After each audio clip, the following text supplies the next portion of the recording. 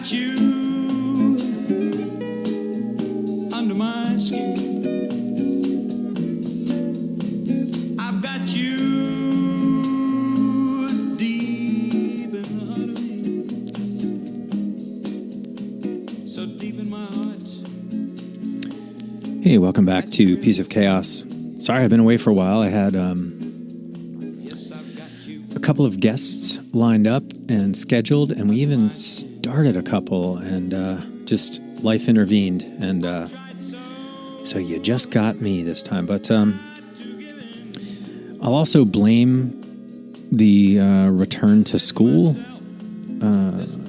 for the kiddos in just hijacking my time in a way that I didn't anticipate. And I've been trying to sleep more. Like, as strange as that sounds, I've never been much of a sleeper historically. Or I should say, I could function pretty well with very little sleep. But I read this book by Matthew Walker called Why We Sleep. I read it about a year ago, and it is very enlightening. I'm sure I've talked about it on here before. Kind of can't shut up about it. It's just an incredible book, and really lays out how important sleep is for our health, for our recovery, for our mental functioning. Just it was a tough pill to swallow, to basically read that even though you can function with very little sleep, you're kind of selling yourself short by not sleeping quite enough. And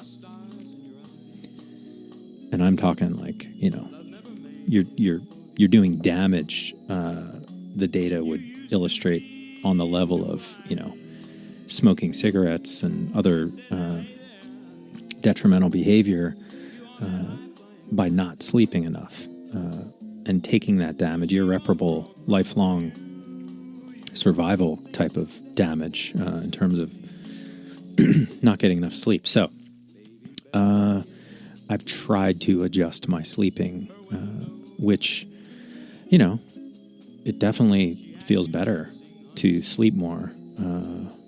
But gotta, those hours just are gone too. So if I was sleeping 5 or 6 hours, where now I'm sleeping, 7 or 8 hours, in essence, I'm losing a few hours of things that I might want to do.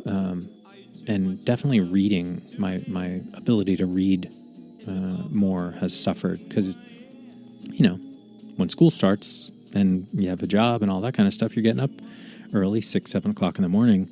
Well, subtract that means you got to go to bed, at a reasonable hour as an adult to get 8 hours of sleep. So, including, doing a podcast late at night, I choose to go to sleep instead. And hopefully you'll all forgive me for that. So anyway, the return to school has been pretty crazy. Big changes for my son going to middle school. Yeah, that was a big adjustment. I don't know. I was a K through 8 kid, so I didn't have that middle school jump or difference. And a lot of times people that have that are also doing that transition with their same group of kiddos. You're all just going to middle school together, the same middle school. But that wasn't the case. So still adjusting to that and adjusting to doing homework and, just participating. Soccer season started up, whatever. We're all busy. We're adults. We have shit to do. But, I've been thinking a lot about the homework thing because my son really hates it. And, I get it. It's just one of those things where you just accept that, we have homework. But when you really start to dig at like why you're doing it, I can kind of see it in math just as a reinforced practice kind of thing, memorization type of thing. But at the same time, like they just have, it seems like their lives are more full of activity, and maybe that's just our projection onto it and forcing them to do more things, but it just seems like they're in school an awful lot. They have an awful lot of activities, and by the time they are doing homework, they're just tired. Like if I think about my capacity, if I really analyze my capacity to do quality anything, I think it's not quite as large a span of time across the day to be your best at doing things, whether it's learning a new skill or learning a new subject or studying. I don't know, the model's just a little weird, and you can't expect that everybody's going to thrive. So anyway, those adjustments have been happening. I'm trying to see homework and school and their life through their eyes, and not just project, my experience on it, and somehow make it all make sense and keep getting through it. And it's a struggle. It's not easy to pull that off, but I love doing these because it gives me a chance to talk to cool people. And I have a really cool one coming up with this guy, Michael Garfield. I'm looking forward to that one. It's going to be a deep, interesting conversation. So I'm looking forward to that one. My buddy Blake has promised, Blake Wexler, who's been on the podcast a couple of times, has recently back from a sort of break. He went away for a couple of weeks, got married, so that's on the calendar. So it's going to be fun. But I love doing these because it forces me to do something that I like to do, which is actually think of what is going on and pay attention to what is going on and give it some attention, some mental attention, I guess. So, so what I've been thinking about is school, but also just how fast time seems to be going, and I don't understand. And even my daughter said that to me, that time's just flying all of a sudden. And I don't know if it's because we have a lack of novelty since the pandemic, working from home. Not, I don't know about everybody, but like we're not traveling quite as much as we used to because it's gotten just insanely expensive. Plane tickets are crazy expensive. And it's just preventative to be able to like travel and go places. So do we not have as much novelty? Is it because I live in California and we don't really have seasons? Not significant seasons to mark time. Like we started school, it's September, there's fall decor and Halloween stuff is getting put out like it's fall, but I wouldn't say it's crisp outside. It was really hot a couple of weeks ago. So I don't know. It's weird. I don't know why time is flying. Maybe it's just age. Maybe that just is the way it is. But I was surprised to hear my daughter mention it also. I thought it was just a old man thing. Let's see. So the other thing that's been interesting lately is, and I would encourage anybody to check it out if you haven't before, is this whole sort of movement around trying to figure out the truth, trying to shake free some of the spell that we've collectively been under and might still be under in terms of what's actually happening around us when it comes to either the insurrection and all of the things that have happened in politics, and by extension with COVID. So not sure about where you guys are, but it feels like we're sort of tightening up again around COVID. and at the same time, also starting to completely ignore it. In terms of, there seems to be a little bit, like, I'm seeing more people in masks again. It's starting to come up, and I don't know if what we've moved to, I hope what we've moved to and what we're seeing is people have the sense that if they are ill, they wear a mask when they go out. And that's really the model that's been around the world prior to this pandemic.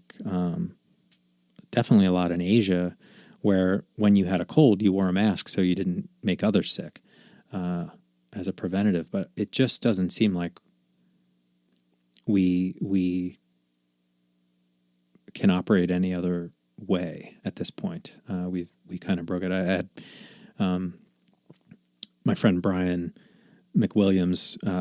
He's extremely libertarian, has a lot of views that are, could be considered controversial, but, it's a view. It's interesting. I think he's right on a lot of stuff, but not always, or at least I don't always agree, but it's interesting. And he basically was like, yeah, this is endemic, and it's always been endemic since we found out about it. You're just like, man, that's a scary thought. I don't think that's quite true. I think we had a chance early to, if it was handled well, really come out of this better, but maybe I'm wrong. I don't know. But anyway, what we're trying to do is shake loose some of this conspiracy that's been almost a, how would you say, like a substitute truth for a lot of people, and exposing some of the real just straight up grift that's happened. I don't know. It's really interesting, this lawsuit by the New York AG into the whole Trump inner workings. We'll see. We'll see what happens. I mean, it is crazy. And what's interesting too is that from purely the Trump perspective is like, he probably wouldn't be going through all of this craziness if he had just stayed the ridiculous "you're fired" guy. I don't think they'd be digging into his finances quite so much. And I can't imagine being, in my 70s, still scraping for some of this stuff, like if you had, I don't know, I just can't imagine that's the move, like if you're basically self-sufficient, like let's even just say not a billionaire, but like a multimillionaire at that age, why do you want to still fight? Like, but I'm also like, why would you still want to wear a suit at this age? Like, at what point do you just be comfortable? I mean, if nothing else, the pandemic taught us, you're pretty capable of walking through life and getting most things done, and just be comfortable, man. Why? Do you really want to wear a suit every day? I don't get it. I think that's why I'm not in government. Yeah. So anyway, excited to be back, excited for the guests I have coming up in the next couple weeks. And, it's crazy to have people reach out and ask when the next episode's coming out. It's almost like, well, I didn't think any of you guys were paying attention. But appreciate it and appreciate the listeners. And life is moving how it's moving. And I've been having some really interesting conversations that I'm hoping to bring to the podcast over the course of the next couple months, because I don't know, just really, really neat things are happening, and I want to get these folks on to talk about it. And some of them might jump over to, one of them actually did jump over to the other podcast I produce and host, which is called Way Too Busy. sometimes it's way more business and not, comedy, fun, just whatever. Sometimes it actually focuses on business stuff, or actually that podcast always does. But what I'm saying is some of the guests that I've been talking to may end up over there, because it's something that I spend a lot of time on as well. So, the last thing is, and this is kind of exciting. My cover band, my 90s grunge cover band, Temple of the Dads, finally had our first show, and it was super fun. And as it's almost like, of course it was a private party, and it was a 5-year-old's birthday party. So all the parents were like super into grunge. They all wore flannel and Doc Martens and were rocking out. And but ultimately it was for a 5-year-old's birthday party, which that meant there were other 5-year-olds there. So like it was funny because they had one kid was wearing like big headphones and stuff, so ear protection, which of course. But it was outside. It wasn't too crazy, but it was really fun. They had a snow cone machine. They had a jumper, one of those bouncy houses, jumper things. It was cool. It was fun. It was hot. It was during our really, really big heat wave. Here we had like a week and a half straight of like temperatures in the hundreds, high 90s and into the hundreds. And I mean, it was so hot, and it was really hot. It was like really, really, really hot. I can't even describe. I mean, by the time we were unloaded and set up to play, we were all pretty like just sweaty mess. It was pretty gross. No, it was fine. It was good. It was a good time. I actually don't mind the heat like that. It was fine. But it definitely, they had misters and stuff, and so it was all good. But it was really fun. It was super fun. It was so neat to see, like, I don't know, I haven't played live in a long time, in a band in a long time, and it was just as good as I remembered, and I had a blast, and we had a blast, and so now we're trying to figure out how we can get more shows and play some other venues, and we had a great time. It was a good time, but that's the other thing that is is taking time. Anything worth doing, I guess, is worth doing well. So you spend time working on them, and I include that in talking about what I do with this podcast. So I appreciate all of you who are listening. Hopefully this was somewhat interesting. I don't know. But if you're interested in that Way Too Busy podcast, check it out. You can find it everywhere. Same place you listen to this one. Great guests on there. Great, just incredibly smart people talking about, the future of work and